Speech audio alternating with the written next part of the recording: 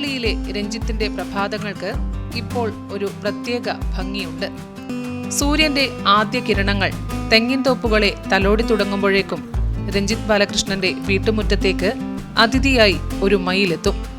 സമയം തെറ്റാതെ ദിവസവും രാവിലെ 8-നും 8:30-നും ഇടയിലെത്തുന്ന ഈ മയിൽ വീട്ടുകാരെ ശബ്ദമുണ്ടാക്കി വിളിച്ചുണർത്തും.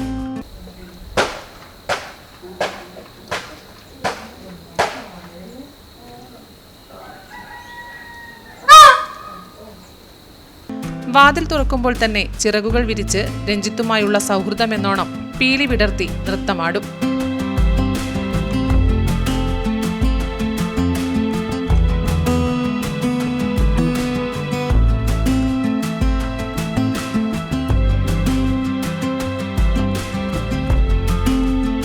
അപ്പോൾ ആ മുറ്റം തന്നെ ഒരു വർണ്ണ മനോഹര ചിത്രമായി മാറും.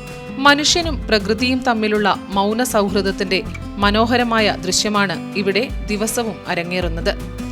ഭക്ഷണവും വെള്ളവും സ്നേഹത്തോടെ ഒരുക്കി വയ്ക്കുന്ന രഞ്ജിത്തിനെ കണ്ടാൽ മയിൽ ഭയമില്ലാതെ അടുത്തെത്തും.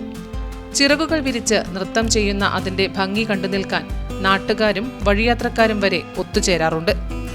മികച്ചൊരു ഗായകൻ കൂടിയായ രഞ്ജിത്ത് നിരവധി ഭക്തിഗാനങ്ങളിലും ഗാനമേള വേദികളിലും സജീവ സാന്നിധ്യമാണ്.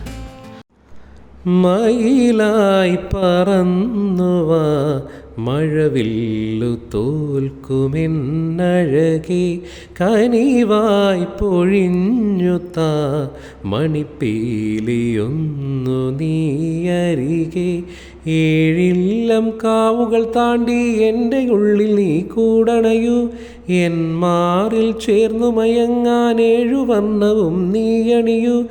വാക്കുകൾക്കപ്പുറമുള്ള ആത്മബന്ധങ്ങളുണ്ടെന്ന് ഓർമ്മിപ്പിക്കുന്ന ഈ കാഴ്ച പ്രകൃതിയെ സ്നേഹിക്കുന്ന മനസ്സുകൾക്ക് ഒരു വിസ്മയ കാഴ്ചയായി മാറുകയാണ്.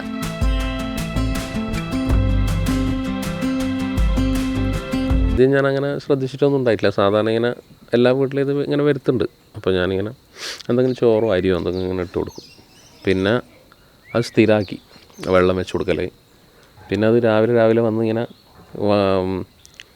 വാതിൽ തുറന്നിട്ടില്ലെങ്കിൽ വന്ന് വിളിക്കും. ഒരു 2 വട്ടം വിളിച്ചിട്ട് കുറച്ച് സമയം ഇവിടെ ഇരുന്ന് പീലയിലും വിടർത്തി ഇതാക്കിയിട്ടാൽ പോലും ഒരു 8 to 8:30 അതാണ് അതിൻ്റെ ടൈം. ആ ടൈം ആകുമ്പോഴത്തേക്ക് ഒപ്പം വരും. കണ്ടിട്ടേ പ്രശ്നമായിരിക്കും ചിലപ്പോൾ, പറയാൻ പറ്റില്ല. നമുക്ക് പ്രശ്നമാണ്, അതിനും ചിലപ്പോൾ പ്രശ്നം ഉണ്ടാവും. ഇല്ല ഇപ്പൊ കുറച്ചും കൂടി കൂടുതൽ ശ്രദ്ധിക്കലായി. തിരക്കുകളും യാന്ത്രികതയും നിറഞ്ഞ ഇന്നത്തെ കാലത്ത് മനുഷ്യനും ജീവജാലങ്ങളും തമ്മിലുള്ള ഇത്തരത്തിലുള്ള അപൂർവ ബന്ധങ്ങൾ ഗ്രാമജീവിതത്തിന്റെ നന്മയും നൈർമല്യവും വീണ്ടും ഓർമ്മപ്പെടുത്തുന്നു. Network news, Payyanur.